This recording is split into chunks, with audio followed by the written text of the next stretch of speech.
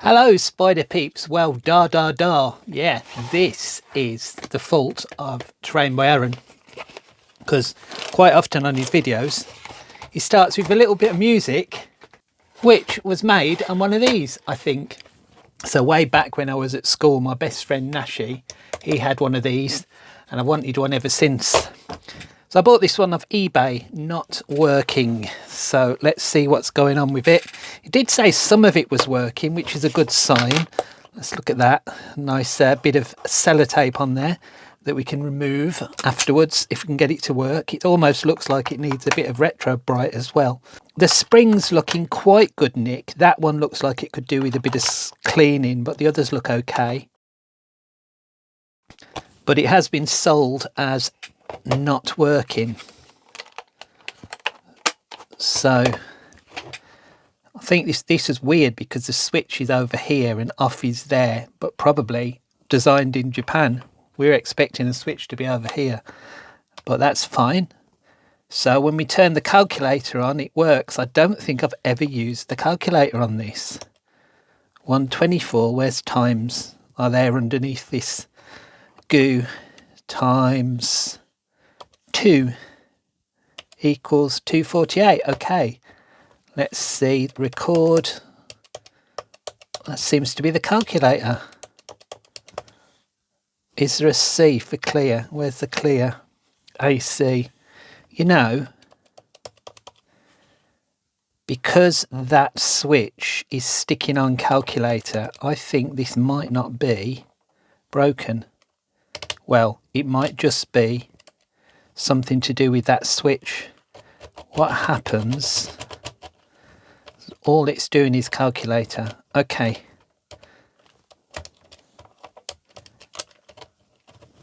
I can't hear any clunk of the amplifier turning on.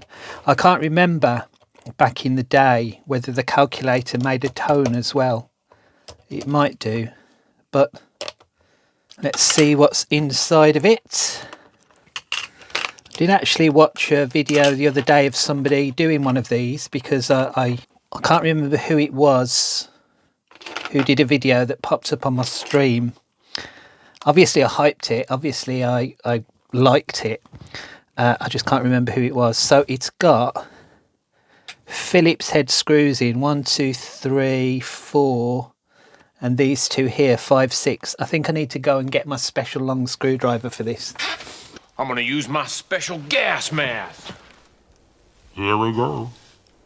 So this is my long screwdriver. You can see why I call it my long screwdriver, because it is indeed a long screwdriver.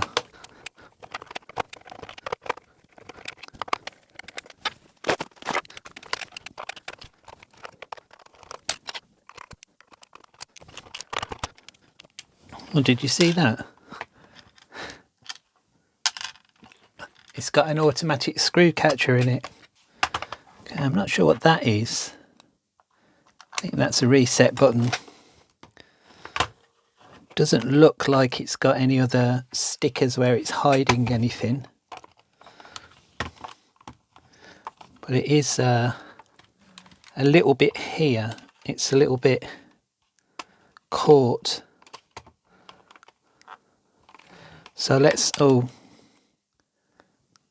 looks like there might be a little bit of damage there. Let's try it with this. Definitely going to need a clean, this is.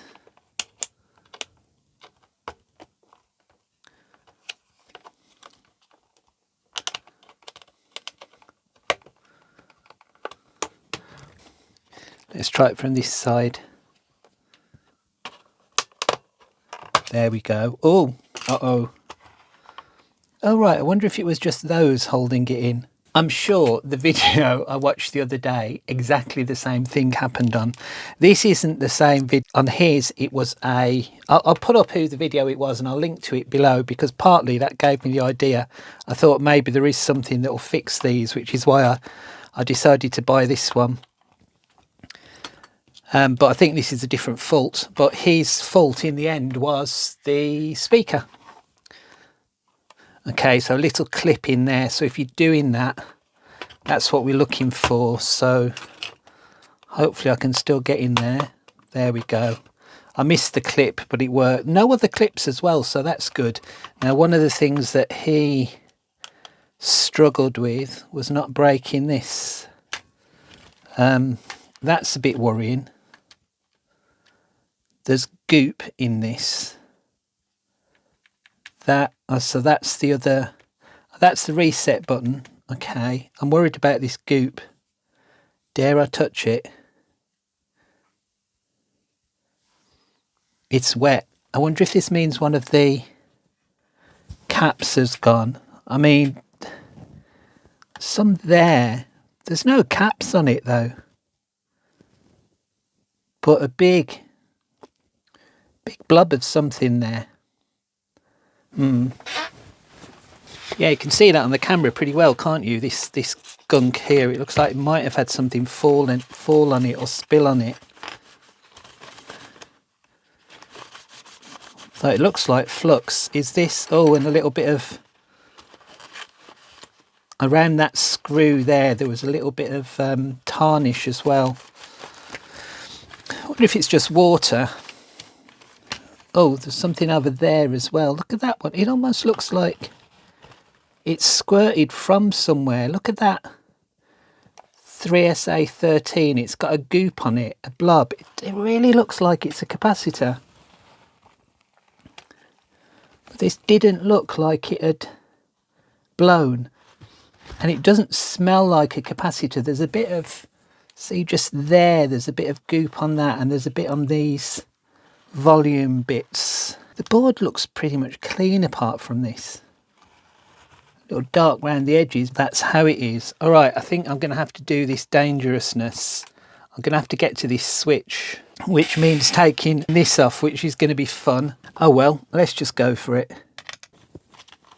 Are these the same as those? No, they're not. So these internal screws are smaller, and those two there, I'm just going to put two little marks on there. They're the longer screws there. So let's have a look. One of the things that made me want to have a look at one of these is that I realised inside it looked relatively simple. Not so many microprocessors as you see today. Obviously this is the main microprocessor there, or the Synth chip, whatever we decide to call it.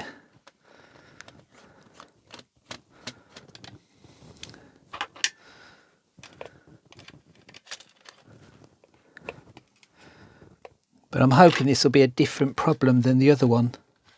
Whether I'll be able to fix it is another matter. This is a bit where I don't want to knock it or drop it, because I don't want all the keys to fall out.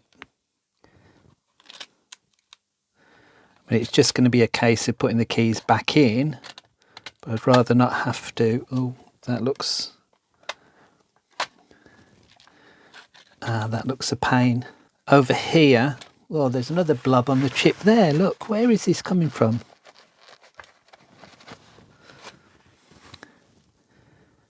So over here is the LCD screen. So I'm going to struggle getting that out.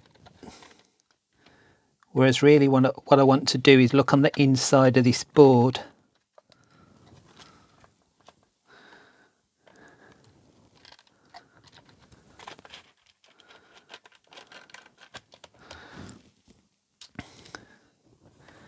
Look at that.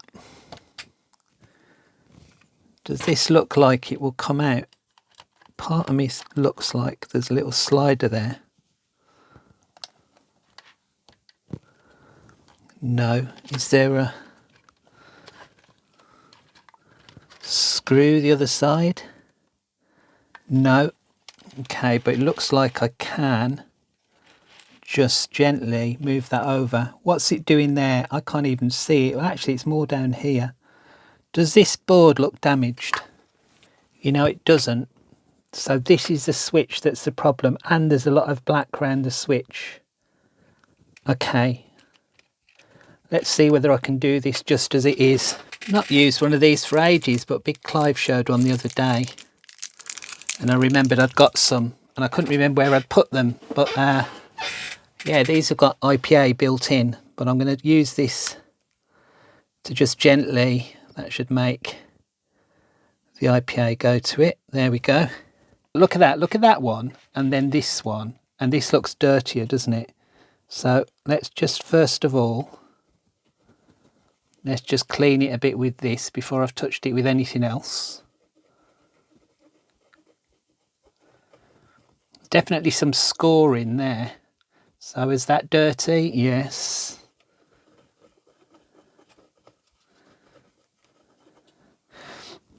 Okay, I'm just going to use one of these. I've not used one of these before because I'd lost it. But this is a little fibre pen. So you turn the top. I must do something of the B-roll, and a bit of fibre comes out. And it's just a nice way of cleaning that isn't as bad as using sandpaper or something on that. So I think this will eventually, this will wear off the solder mask, which I don't want to do. But I just want to clean all these dark bits here. And now I've done that, because that puts a bit of fibre on it, let's just use this again to clean it a bit more. I mean, that looks better already, doesn't it? Hoping it's just that. Really, I should do the others. But I want to put a battery in it now and see whether that's fixed it. Okay, that's that bit, and then there's this bit here. Is that a little bit of green tarnish on there? Can't tell. So on this bit, let's find a clean bit again. Not that there's much clean bit left, just that bit at the end. If I just rub those, I can't really tell, it's so too filthy now anyway.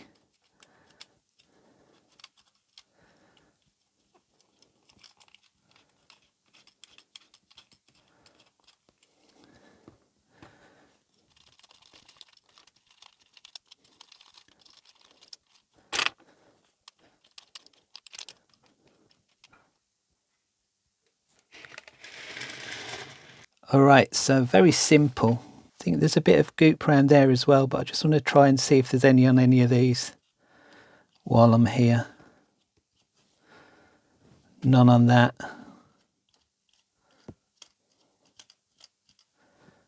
Nothing really on that bit. The others I can't grab at the moment. Let's just, nothing else. I'll just wipe these over. I'm not going to bother putting the fibre pen on that. A little bit of goop on that, not a lot. And then there's this one. More goop on that one. That looks a bit... I'm going to do all of these.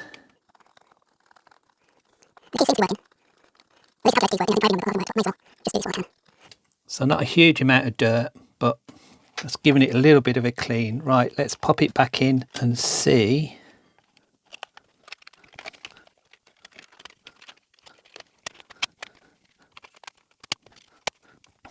Now after all that, I've probably knocked all of my screws out the way. Oh, look at that, that's annoying. That screw there is longer than any of the others.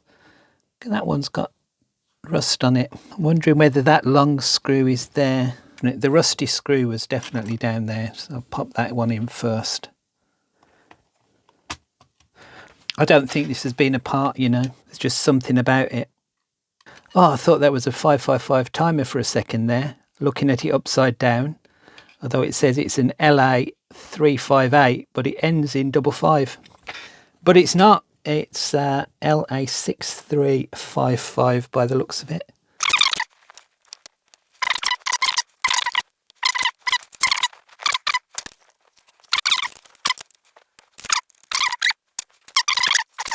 Just put it together well enough so that we can get the batteries in. And that bit there I've got to clean.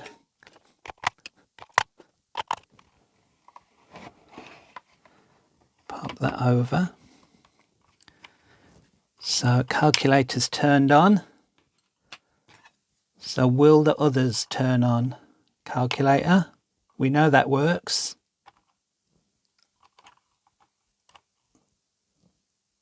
Record, play. Oh.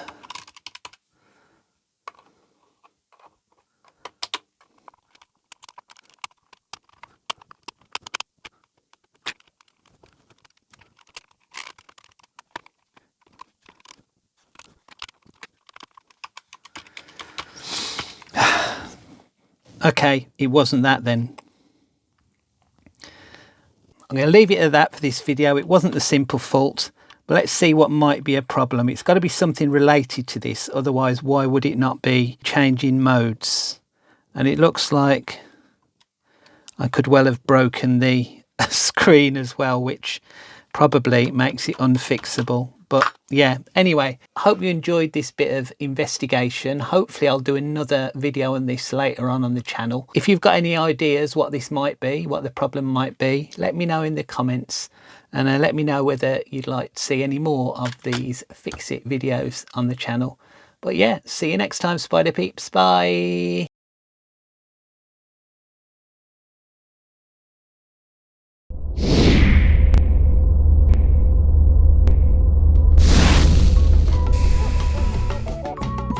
I'm going to clean all this goop off though. Yeah. I reckon this is coffee. It's had something spilt on it, hasn't it? Definitely had something spilt on it, which is why it's got all the goop in it. So it's probably one of the tracks is broken. So I need to work out how to get the main circuit board off.